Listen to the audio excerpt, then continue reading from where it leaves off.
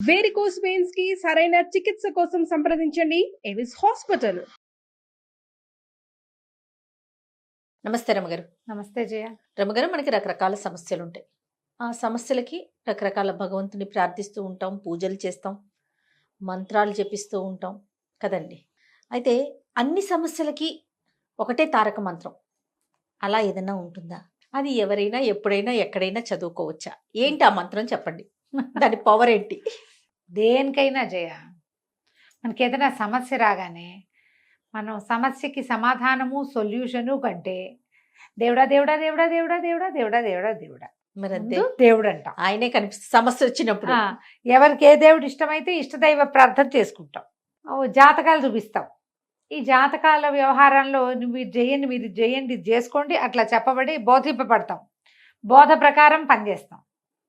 సమీపంలో ఏ రామాలయమో, ఏ కృష్ణాలయమో, విష్ణువాలయమో, శివాలయమో, ఆంజనేయ స్వామిది, వినాయకుడు గుడో వెళ్ళొచ్చేస్తాం, వెళ్తూ ఉంటాం. అక్కడేదో గురువు గారు ఉంటారు, ఫలానా చేసుకోండి అంటే ఆ రోజున మనకి ఏదైనా బాగుంటాయి, అలా కంటిన్యూ అవుతాం. దేనికైనా తిరుగులేని ఒకే ఒక మంత్రం తారక మంత్రం. నువ్వు చెప్పిందే తారక మంత్రము అనే పేరున్నది. ఏమిటంటే రామతారక మంత్రం. రాముడే తారక మంత్రం అన్నిటికీ. ఈ తారక మంత్రం అంటే రెండు అర్థాలు, తరింపజేసేది. ఏదైనా మనల్ని దాటించాలి దాంట్లో. అంతే. ఏం దాటించాలి? ఈ కష్టాన్ని దాటించాలి, ఇవాళ నొప్పి దీన్ని దాటించాలి, ఇవాళ ప్రాబ్లం దీన్ని దాటించాలి, ఏదో క్రైసిస్ దాన్ని దాటించాలి. అది దాటాలి మనం, అందులో ఒక గంతేయాలి.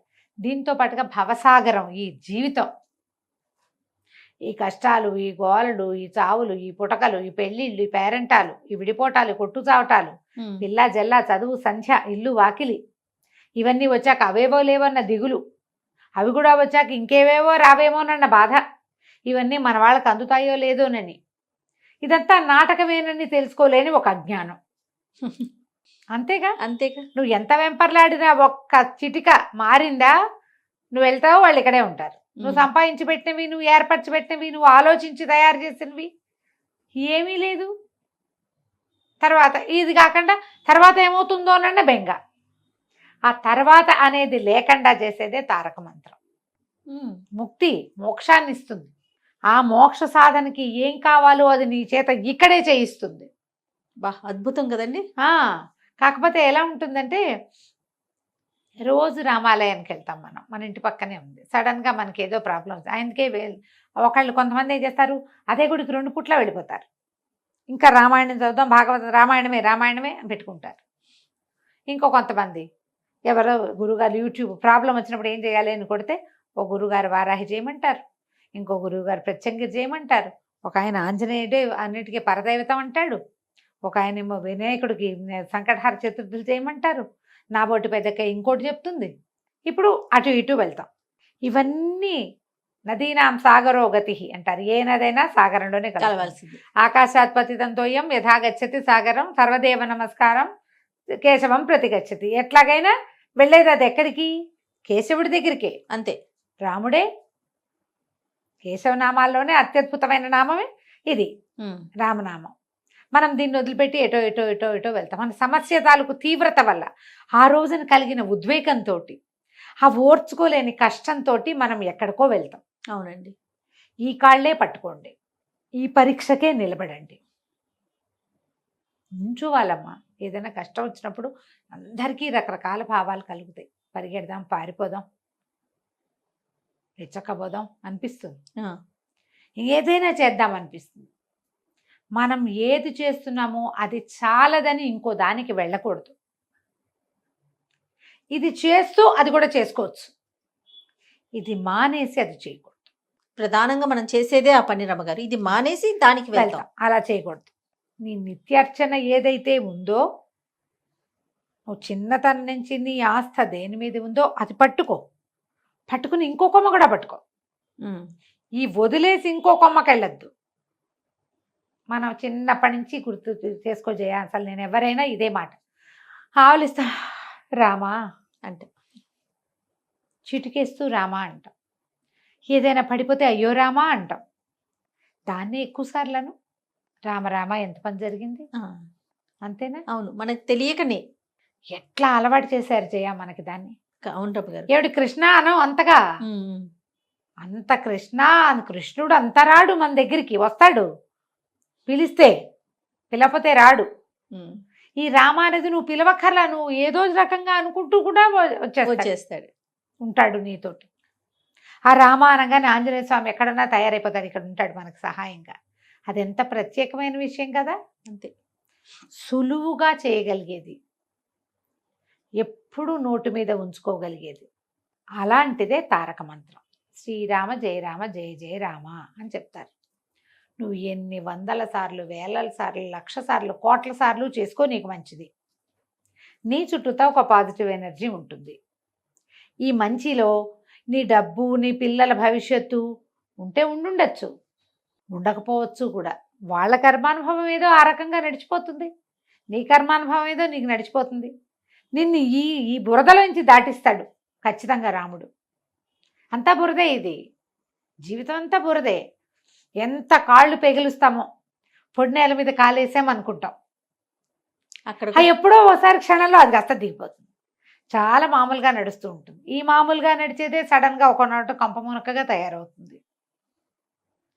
థింగ్స్ ప్రతిరోజు ఒక రకంగా ఉండవు కదా, అంతేగా, ఏదో రకంగా అయిపోతుంటాయి.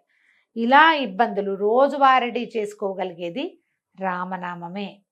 ఏదైనా ఫస్ట్ రాయాలంటే శ్రీరామ రాసుకోవటం, రాముణ్ణి తలుచుకోవటం. ఏదైనా శ్లోకాలు కుదిరితే వైదేహి సహితం సురద్రుమతలే హైమే మహామండపే, అట్లా మంచి శ్లోకాలు ఏవైనా, ఆపదామ భర్తారం దాతారం సర్వసంపదాం, ఇలాంటిది ఒక శ్లోకము చేసుకోవచ్చు. శ్లోకాలు అవి మీ అవగాహన, ఆసక్తి, నోరు పట్టటము, అంతే అలవాటు చేసుకోవటము. రామ అంటానికి ఏం పట్టాలమ్మా నోరు, పెద్ద నోరు అక్కర్లేదు పట్టక అసలు చిన్న పిల్లలకి మాటలు వచ్చిన ప్రతి పిల్లకి కూడా మనం నేర్పించేస్తాం. దుర్భాషలు ఆడేటప్పుడు రాముడిని తలుచుకోండి, ఎవరినైనా తిట్టాలి, అప్పుడు కూడా రాముడిని తెండి మధ్యలోకి.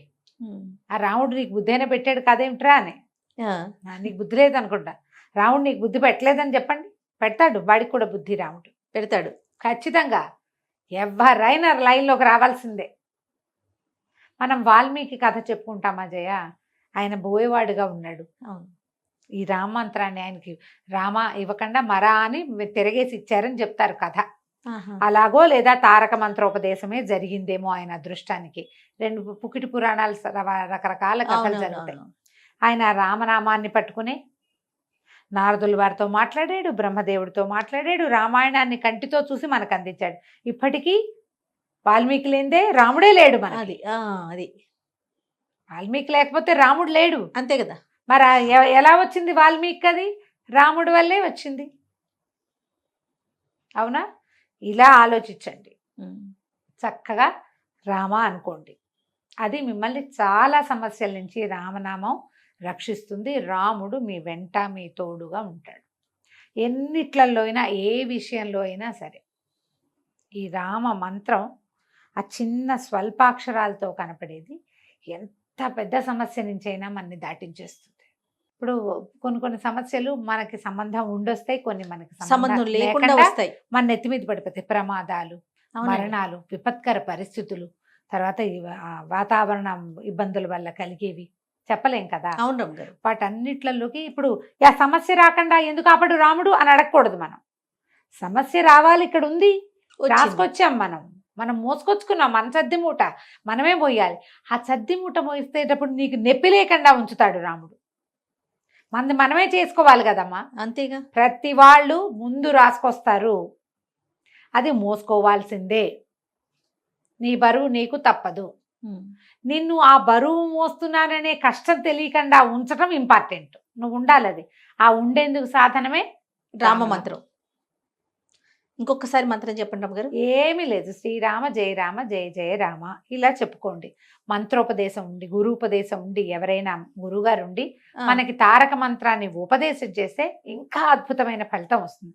దీనికి ఏముంది జయ, మనం శ్రీరామ నామం రాసుకోవచ్చు, రోజు శ్రీరామ రామకోటి రాస్తాం కదా, దానికి ఉపదేశం అక్కర్లా. చిన్న పిల్లల దగ్గర నుంచి పెద్దవాళ్ళ దాకా అందరూ రాసుకోవచ్చా? సహస్రనామాలు చదువుకుంటాం, శ్రీరామ రామ రామేతి రమే రామే మనోరమే సహస్రనామ తత్తుల్యం రామనామ వరాననే. రామనామం వరాననే అంటారు, నామం అనకూడదు, రామనామ వరాననే. పార్వతీదేవికి పరమేశ్వరుడు చెప్పాడు, ఈ సహస్రనామానికి తుల్యమైనది రామనామము. శ్రీరామ శ్రీరామ శ్రీరామ శ్రీరామ అనుకోండి, శ్రీరామ అనుకోండి. ఎవరైనా పిల్లలు దండం పెడితే శ్రీరామ అని అని దీవించాలి. అలా అలవాటు చేసుకోండి. అది మీతో పాటు ఉంటుంది. సమస్యలు రాకుండా ఉండవమ్మా. జీవితం మనం మనుషులం, సమస్యలతోటే ఉంటాం మనం. దాన్ని దాటటానికి నీకు ధైర్యాన్ని, దాటేందుకు నీకు ఎవరినైనా తోడుని భగవంతుడు అరేంజ్ చేస్తాడు. అది చాలు. అది చాలు. రాముడిని పట్టుకుంటే మొత్తం అన్ని సమస్యలకి మూలం జీవితం, ఎస్, బతుకు, పుటక. దీన్ని కూడా ఆయన దాటించగలడు. ఇట్లా ఆలోచించి సమీపంలో ఉన్న రామాలయానికి వెళ్ళడం అలవాటు చేసుకోండి. రోజు కాసిన రామనామాన్ని రాసుకోవటం. పుస్తకాలు లేవు, శ్రీరామ్ కోటి రాయటం, అవన్నీ రాయటం నాకు ఇష్టం లేదండి.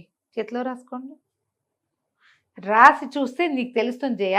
మన అరచేతులు మామూలుగా మన చేతులు మనకి చక్కల గిల్లు పెడతాయా? వేరే వాళ్ళ చేతులు తగిలితే చక్కల గిల్లు. అవును. నువ్వు నీ చేతిలో రాసుకో, రాయి, ట్రై చేసి చూడు.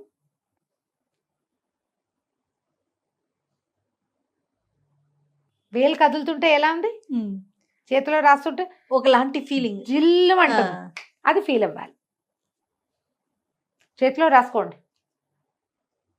ఏం తోచలేదు, ఏం చేయాలో తెలియలేదు, అది శ్రీరామ. రాయండి. ఏం చేయాలో తోచిస్తుంది. ఇది నీకు తోచేలాగా చేస్తుంది. మీరు నమ్మాలి అంతే. అది ఏదైనా జయ. ఇప్పుడు నువ్వు నా మాట నువ్వు ఎందుకు నమ్ముతావు?